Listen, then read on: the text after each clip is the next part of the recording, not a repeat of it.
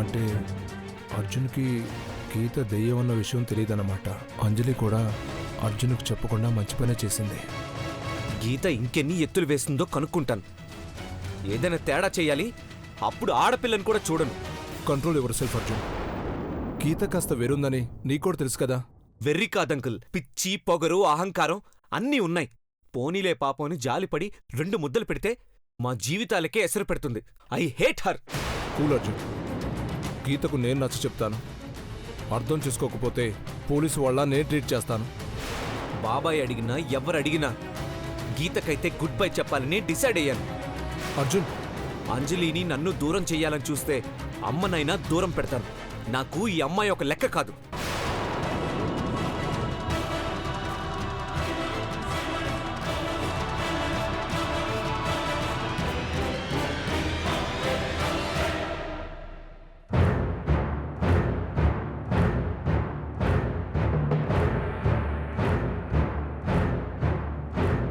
గీత, నీ బుర్రలో మళ్ళీ ఏదో చెత్త ఆలోచన తిరుగుతుందని అర్థమైంది.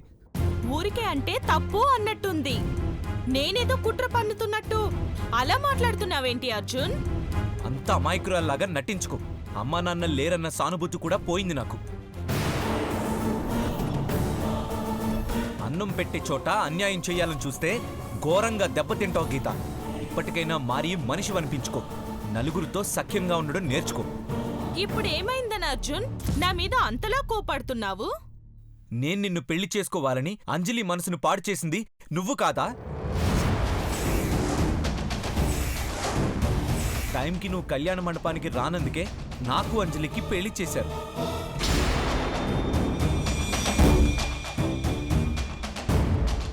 ఆ తర్వాత అంజలి నేను ప్రేమించుకున్నామని తెలిసాక మా జీవితంలో అంతకు మించి ఆనందం లేదనుకున్నాం. కానీ నువ్వు ఇంట్లో అడుగుపెట్టిన దగ్గర నుంచి నాకు అంజలికి గొడవలవుతున్నాయి. చెల్లెలు కాపురం బాగుండాలని కోరుకుంటారు కానీ ఎవరైనా చెల్లెలు మొగుడు కావాలని కోరుకుంటారా? తిట్టడం అయిపోయిందా అర్జున్? నీతో నా పెళ్లి జరుగుతుందని అప్పుడు ఆశపడ్డాను, కలలు కన్నాను. అంజలితో నీ పెళ్ళయ్యాక నా చెల్లెలు ప్రేమించిన వాడే దగ్గరయ్యాడని ఎంత సంతోషపడ్డానో నాకే తెలుసు. మరిప్పుడు నన్ను నీ మెళ్ళో తాళి కట్టమంటుంది కదా. కట్టమంటే కట్టేస్తావా అర్జున్?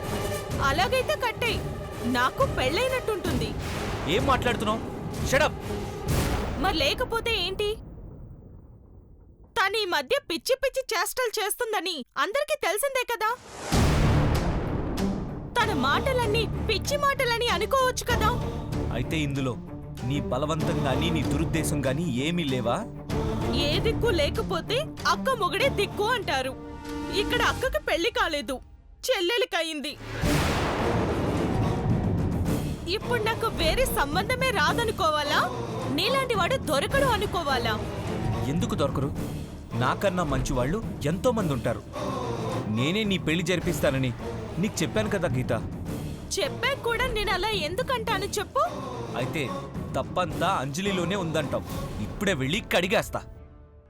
అర్జున్, ఇప్పుడు ఆవేశంలో నువ్వు అంజలిని కొట్టడమో తిట్టడమో చేస్తే ఇంకా మొండిదాన్లా ప్రవర్తిస్తుంది. ఇప్పుడు నువ్వు నన్ను పెళ్లి చేసుకుంటే కాని పచ్చి మంచినీళ్లు కూడా ముట్టనంటుంది. అంతవరకు రానివ్వను. ఇలాంటి ఆలోచనలు మొదట్లోనే తుంచేయాలి. అలా అన్నావు, బావుంది. వెళ్ళిరా అర్జున్.